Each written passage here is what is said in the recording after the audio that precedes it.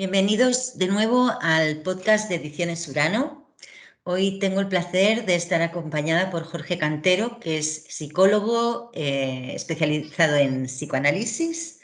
Además, tiene estudios de psicología positiva, terapia breve y también se ha acercado mucho a las filosofías orientales, al budismo, al taoísmo y por lo que he visto en su último libro también a la filosofía estoica.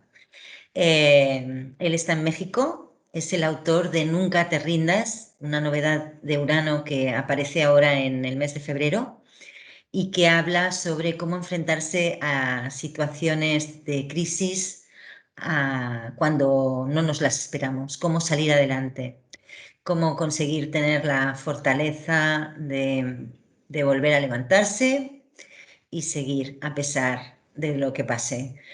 Bienvenido, Jorge. Muchas gracias, Marta. Muchísimas gracias. Es un placer, es un gusto enorme estar con ustedes. Para mí también. El libro de Jorge se publicó en México hace unos meses y ahora aparece aquí en España. En México ha sido un éxito. La verdad es que es un libro que ha estado en las listas de Amazon durante bastantes semanas. Y, y yo tengo muchas ganas de que los lectores españoles te conozcan a Jorge Cantero, que es una persona, además de sabia, él es divertido, es inteligente, tiene una gran capacidad de comunicación y sus vídeos y sus cursos que él hace por internet son realmente interesantes. Jorge, veo que estás acompañado.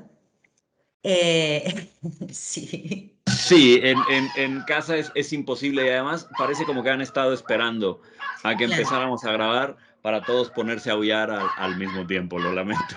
no pasa nada, Dura no unos pasa nada. segundos. Somos pet friendly aquí en Urano. ¿Cuántos perros tienes? Ahora 6. Ahora sí, solo Sí, 6. es como la canción, ¿sabes? Esto de los 10 que me quedaban, nada más me quedan 9, ya pues se nos han ido yéndose nuestra familia perruna. Llegamos a tener 10, Marta. Sí, bueno, es realmente una hazaña eso. Amamos a los perros, esa es la Sí, realidad. se ve. Mi esposa y yo Yo conozco amamos a gente los perros. que tendría envidia de esto. Bueno, empezaste a escribir Nunca te rindas antes de que empezara la pandemia. Sí. Esto lo explicas en el libro. ¿Qué pasó cuando te quedaste encerrado en casa y empezaron a llegar las noticias de las muertes, de los contagios, de la enfermedad? ¿Qué te ocurrió con el libro? Bueno, efectivamente yo ya llevaba un tiempo escribiéndolo, porque me interesaba mucho. Después de tanto escribir sobre la felicidad y demás, pensé, bueno, la crisis es una experiencia humana universal, todos pasamos por ella.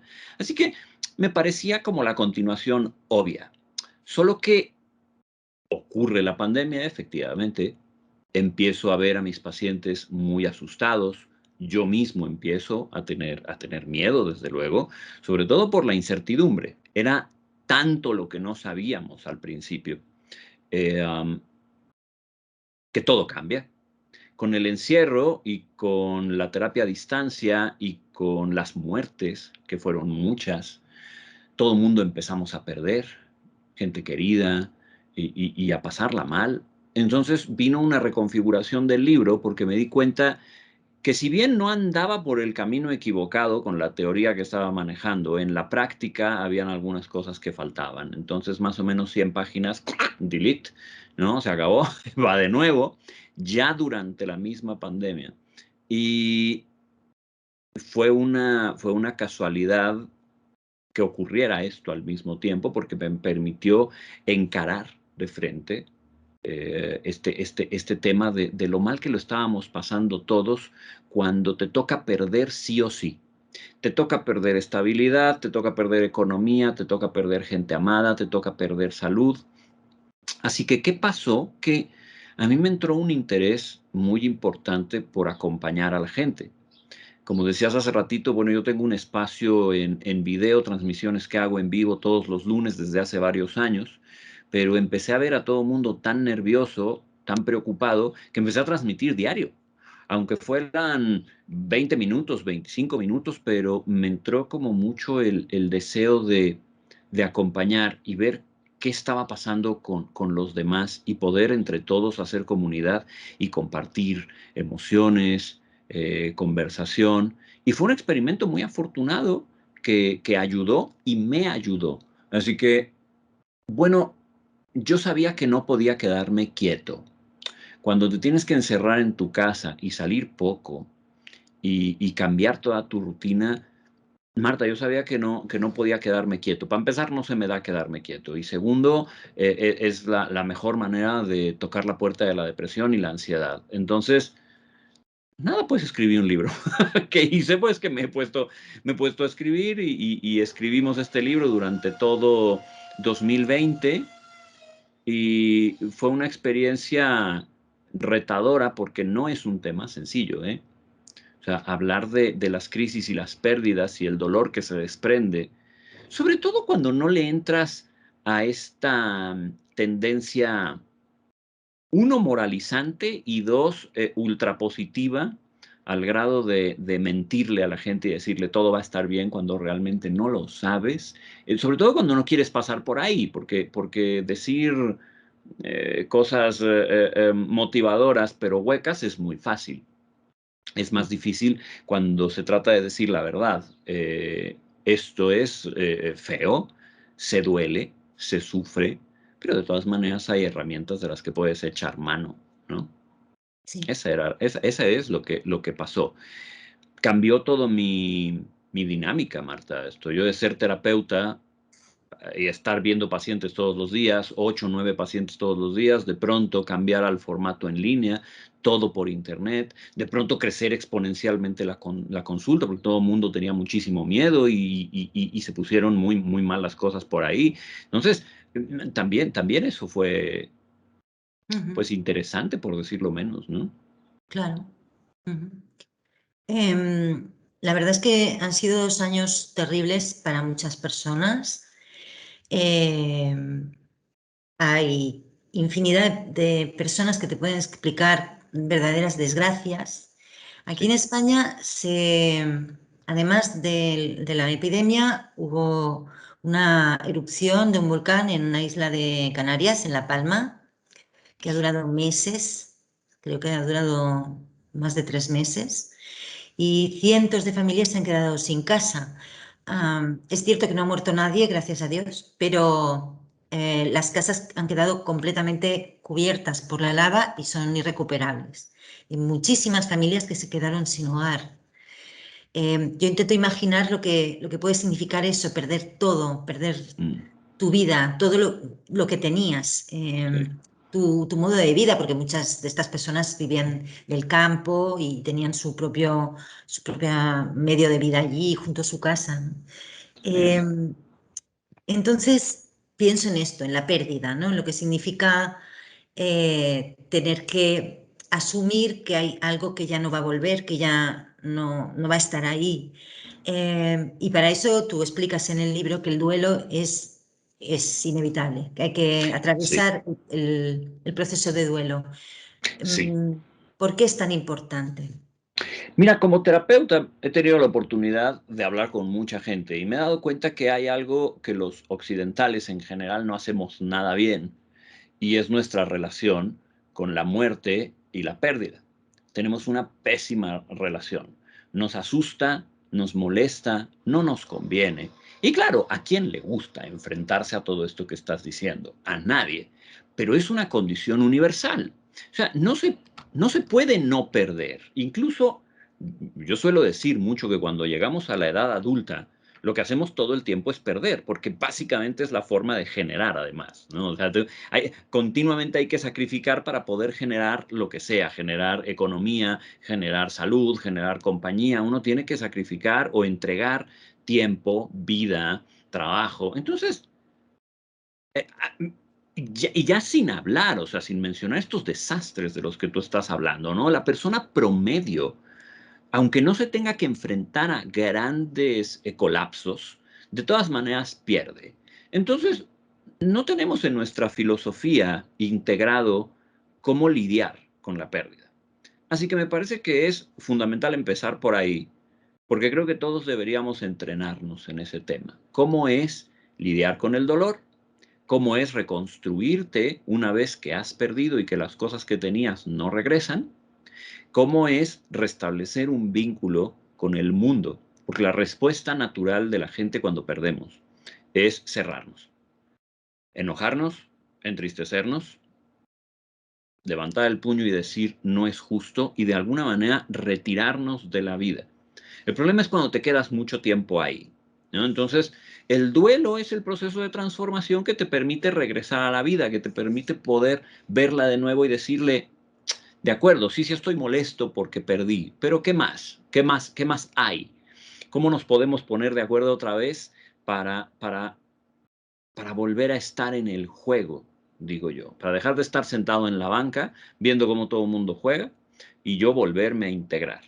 Si todos supiéramos hacer duelos de manera correcta, sería más rápido y más sencillo, no sufriríamos tanto. Entonces eso es por lo que yo abogo, ¿no? A ver, primero que otra cosa, aprende a hacer duelos porque todos los días de tu vida vas a tener grandes o pequeñas pérdidas y cada una de ellas va a generarte un malestar. Tú tienes la capacidad de decidir cómo te relacionas con ese malestar, ¿no? Aquí en México es clásico, por ejemplo, que a los niños pequeños no se les permite ir a los velorios. Muere un familiar y entonces se les cuenta un cuento chino o no se les permite estar en todo el ritual de la despedida. Y es un grave error. Los niños pequeños tendrían que poder participar de todo este proceso de dejar ir, despedirse, reacomodar. Esa es la palabra fundamental, reacomodar las piezas del rompecabezas que se hacen pedazos cuando pierdes y que no vuelven a ser iguales. Entonces, desde chiquitos sería una buena idea enseñarnos cómo es este proceso, pero no lo hacemos. Entonces llegamos a la adultez Mm. Y no lo y hemos no vivido sabemos qué nunca. hacer. Claro, no sabemos qué hacer. Entonces la Ujú. idea es empezar por ahí. Bueno, te tocó perder, no te lo voy a maquillar. No te voy a decir que las cosas pasan por algo, no te voy a decir detrás de cada cosa mala hay una buena, no, no, no, no te lo voy a maquillar. Más bien vamos a entrarle como es, duro y con fuerza, pero sabiendo que puedes reconstruir tu existencia para asimilar esa pérdida y cambiar y transformarte junto con la vida que te rodea. Esa es la idea. Sí. Tú le dices al lector, tú eres el centro del problema y por tanto tú eres la solución. Lo que pasa es Sí, que cuando alguien ha vivido una desgracia es muy duro que te digan que tú eres el problema, ¿verdad? claro, es Sí. muy duro porque no es lo que quisiéramos escuchar. El ser humano quiere compartir las culpas y quiere compartir las responsabilidades. Primero y principal, insisto, porque te está lastimando. O sea, no porque seas un tonto o seas un irresponsable, sino porque te está lastimando. Ahora, el problema fundamental es este, Marta, que si los demás tienen la culpa, entonces los demás tienen el control. Si los demás tienen la culpa, entonces los demás deciden cuándo. Cuando cambian las cosas, cuando aprendes y cuando haces algo al respecto. Entonces, acá en este libro yo no le voy a decir nunca a la gente, y tampoco lo hago en la terapia ni en mis procesos, ¿no? Analíticos. No le digo a la gente, tú tienes la culpa de las desgracias que te han pasado. No, la verdad es que la mayoría de las veces no, ¿eh? O sea, te explota un volcán encima, o te viene una pandemia, o te da una enfermedad autoinmune, o te despiden del trabajo. Bueno, probablemente eso no es algo de lo cual tengas tú la culpa. La responsabilidad se refiere más bien a qué vas a hacer al respecto. ¿Cómo vas a apropiarte del problema para buscar una solución que sea saludable para ti?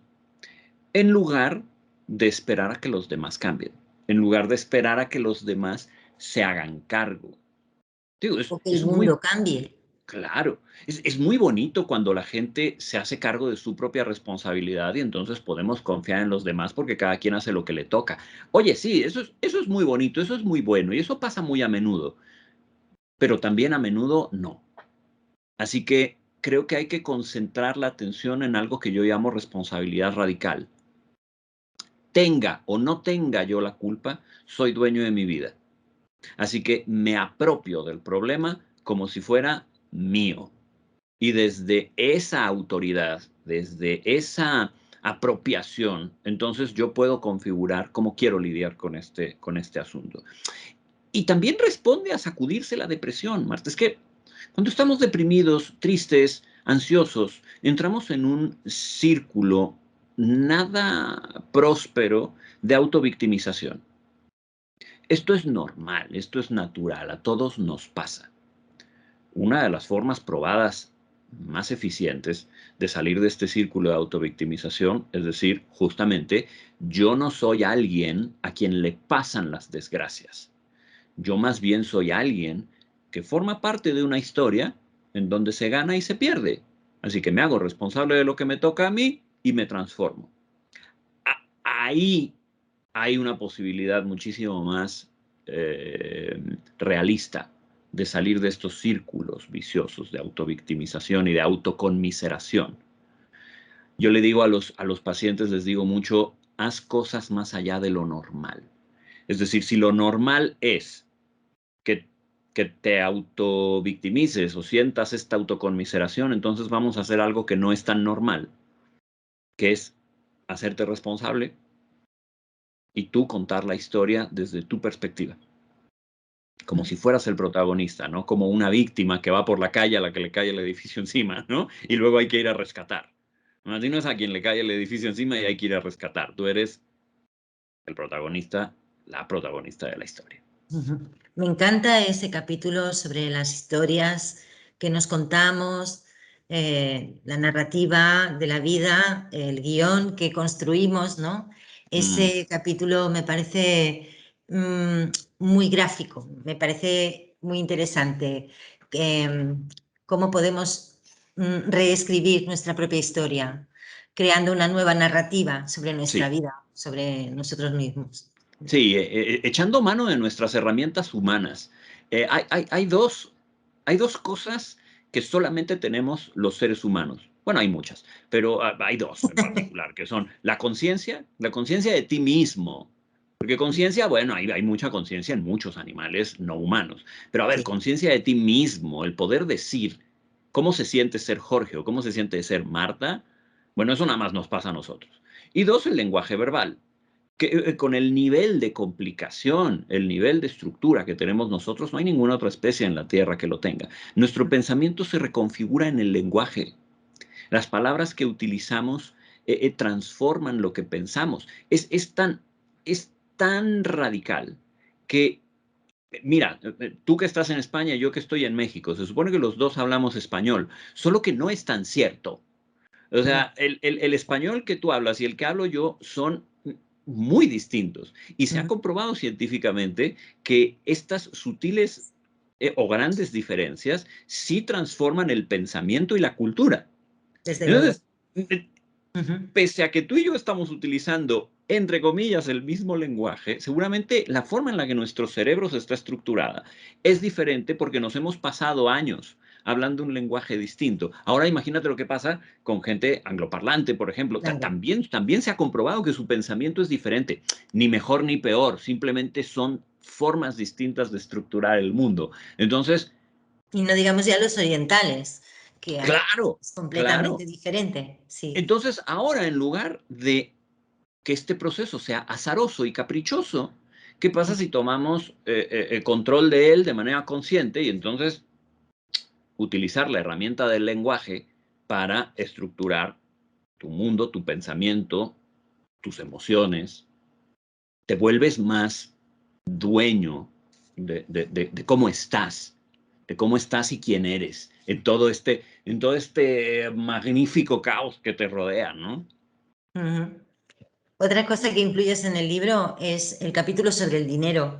Pocos libros de autoayuda hablan sobre el dinero.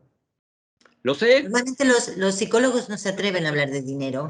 lo sé, y me parece un grave error, porque ¿cómo le digo a alguien que recupere su vida después de una crisis cuando tiene la vida material y económica hecha un desastre? Es decir, eh, vamos, hay cosas que los psicólogos sabemos porque se ha demostrado a lo largo de los años y es que esto que se ha convertido en un cliché, Marta. El dinero no trae la felicidad. Bueno, no, excepto que no tengas para comer, que no tengas un techo, Claro. que no tengas cuidado médico. Ah, ya, claro. Entonces, Bueno, ya hay vamos una... a la pirámide de Maslow, ¿no? Si no tienes lo básico, Eso, ¿cómo vas eso, a poder aspirar a la felicidad? Imposible, sí. eso. Pero también nos da mucho por culpar al sistema. Nos Ujú. da mucho por culpar al sistema. O sea, el sistema capitalista tiene la culpa de todas nuestras desgracias, el dinero tiene la culpa de todas nuestras desgracias, y no es cierto. El dinero es un habilitador. Eso es todo. O sea, el dinero es la herramienta que utilizamos en épocas recientes para intentar aspirar a una relativa igualdad entre nosotros, en donde podemos lograr las cosas que queremos por vía de un mecanismo de intercambio. Tan tan se acabó, ¿no? Para poder escribir ese capítulo tuve que hablar con mucha gente. Fíjate, hablé con empresarios, hablé Ujú. con economistas, hablé con financieros. Fue un capítulo que tomó mucho tiempo escribir porque efectivamente los psicólogos no estamos entrenados en esto. Entonces, mucho conversar con ellos me dieron una perspectiva diferente de por qué el dinero es importante. Y si bien es cierto, no te trae la felicidad, es un habilitador, insisto. Entonces, la vida es ligeramente más sencilla cuando por lo menos tienes este capítulo en orden, ¿no? Cuando por lo menos tienes suficiente para comer, cuidar tu salud, tener un techo. Ya, si quieres aspirar a más, como digo en el capítulo, ¿quién soy yo para decirte que no? Si tú quieres Claro. más, adelante. Solo que si tu vida económica no está en orden, lo que va a ocurrir es que va a empezar a robarte mucha atención. O sea, si hablamos en términos de conciencia, de darte cuenta de cosas y de la energía que utilizas para resolver tu vida, cuando estamos en crisis económica, la mayoría de nuestra atención mental se va para allá. Y entonces entramos en un problema gravísimo que es la escasez. No esta escasez tonta que dicen algunos de es que te limitas a ti mismo. No, no, no. Estoy hablando de un fenómeno psicológico en el que cuando tenemos poco tiempo, poco dinero, poco de lo que sea, entramos en una especie de visión de túnel en la que, irónicamente, en lugar de generar las condiciones para generar más, cada vez nos endeudamos más, gastamos más dinero que no tenemos, utilizamos más tiempo que tampoco tenemos, nos juntamos con personas que no deberíamos juntarnos porque ya estamos saturados de vínculos y así vamos, ¿no? Así vamos endeudándonos más en general. Entonces, lo importante de este capítulo es como tratar de ayudar al lector a darse cuenta si está en una visión de túnel y salir de ahí. Ujú. Qué Esa es la idea. interesante. Ujú. Me encanta. Porque contribuye, es que, insisto, No, desde luego, contribuye es fundamental. en tu salud emocional. Sí, sí contribuye. Es un pilar más de que haya una cierta estabilidad emocional cuando tienes crisis. Cuando tienes Claro, una crisis encima y tienes que salir de ella, ¿no? está claro, ese sentido común. Ujú. Eh, mm, Todo el mundo habla de que la siguiente pandemia va a ser la de las enfermedades mentales, Ah, ya. porque esto nos ha afectado mucho. ¿Tú crees que va a ser así? ¿Crees que realmente esto va a dañar tanto a la psique de las personas? No lo sé. Una parte de mí siente que esto es un amplificador, Marta. Es decir, yo creo que las condiciones para tener problemas mentales ya estaban ahí, en la forma en la que llevamos nuestras vidas, la forma en la que trabajamos, la forma en la que administramos nuestro tiempo, nuestras relaciones interpersonales. Yo creo que las condiciones para tener problemas emocionales y mentales ya estaban ahí. El problema con esto es que lo ha amplificado por vía del encierro, por vía de los cambios bruscos de vida y, por supuesto, las crisis que se han derivado de todo eso. Eh, Hay que ver, y es una pregunta interesante, porque vamos a ver cómo crecen los niños que nacieron o que les cogió muy jóvenes la pandemia, ¿no? Vamos a ver cómo les va en temas de socialización, en temas de manejo de dolor, frustración, porque sí que se han perdido de un largo tiempo de socialización que es muy importante. Eh, um, pero la verdad es que tanto así como una epidemia, no lo sé. A lo mejor soy excesivamente optimista, pero me parece que no. Me parece que no va a desembocar en algo tan grave. Y te voy a decir por qué. Creo que la gente joven tiene más conciencia de la importancia de la salud mental. Todavía mi generación y las generaciones por encima de mí, las más mayores, no, la verdad es que no. Yo empecé a estudiar y ahí me decían el loquero cuando empecé a estudiar y mi familia no tenía pero la menor idea de por qué estaba yo eligiendo la carrera que elegía y siempre he dicho de broma que si mi padre hubiera estado vivo cuando yo anuncié en casa voy a ser psicólogo, a lo mejor se muere ahí, ¿no?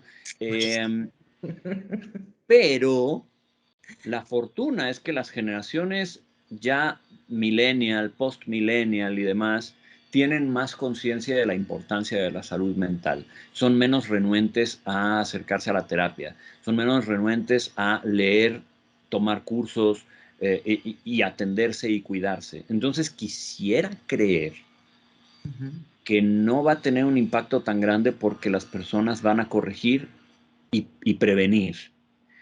Pero los datos sí están ahí, ¿eh? Es decir, sí hay datos científicos, sí hay investigaciones que anuncian que la gente se ha deprimido más, se ha puesto más ansiosa, está desarrollando problemas debido al aislamiento. Entonces, no sé si al grado de epidemia, pero es un problema. Sí es un problema y sí tenemos que atenderlo. O sea, tampoco vamos a decir que no pasó nada. No, no es cierto. Yo mismo en mi propia consulta privada te lo puedo decir. O sea, no solamente no me quedé sin trabajo, sino que aumentó exponencialmente el sí, trabajo que tenía yo. Pero si quieres que te diga la verdad, la mayoría de los pacientes que veo, no los veo porque estén preocupados por la pandemia. Los veo porque tienen problemas en el trabajo, tienen problema de relación de pareja, tienen problema con sus hijos. Como que el tema de la pandemia, insisto, ha sido un catalizador ujú. para sacar lo que no estábamos atendiendo antes. Claro, Y a ver si sí, ya nos da la gana de hacerlo, ¿sabes? se ha visibilizado aquello que a lo mejor con el día a día íbamos girando la cara y no lo mirábamos directamente. Sí, Sí. sí, sí, muy bien. Eso creo. Sí, en alguna ocasión conversaba yo con colegas acerca de cómo podríamos hacer un método preventivo de la ansiedad y la depresión. Y Ujú. desgraciadamente nos dimos cuenta que es muy difícil porque la mayoría de las costumbres de la sociedad occidental son promotoras de la ansiedad. La forma en la que trabajamos, la forma en la que interactuamos con los demás, cómo establecemos contacto con las redes sociales, el poco descanso que tenemos. Hay una serie de circunstancias socioculturales muy marcadas que tendríamos que cambiar para verdaderamente hacer una prevención de la ansiedad y la depresión. Ujú. Y en otra nota, fíjate que diría yo que la pandemia ha sido una llamada de atención justamente sobre muchos de estos temas, porque trabajamos como trabajamos. Muchos trabajos se pueden hacer en casa, ¿para qué diablos tener a una persona en una oficina 10 horas y 12 horas cuando puede ser igual o muchísimo más productiva en su casa, con sus mascotas, con su familia, en un lugar seguro? No sé, cosas así que creo que la pandemia también ha puesto en el lente. Sí, ujú. Y que nos ha hecho reflexionar. Sí, Bueno, la buena noticia es que tenemos escritores y psicólogos como tú que están ahí para acompañarnos, para enseñarnos y espero que tu libro llegue realmente a muchas personas en España, que te conozcan y que empiecen a seguirte porque eres realmente una gran compañía. Te lo digo gracias. porque te conozco desde hace mucho tiempo y, y es un placer escucharte siempre. Jorge, muchas gracias por participar en este podcast. Espero que podamos hablar en otra ocasión para otro podcast de Urano y te deseo lo mejor para el año nuevo. Ay, muchísimas gracias, en verdad, gracias por tus palabras. Vamos, gracias, gracias, gracias. Espero que a la gente le guste el libro, espero que a la gente le ayude mucho el libro. Aquí en México, como decías, fue bien recibido. La gente me ha dicho cosas muy bonitas sobre él. Espero que también allá en España pueda ayudar, que esa es su razón de ser. También te mando un fuertísimo abrazo y todo lo mejor para este año. Muchas gracias. Un abrazo, Jorge. Hasta luego.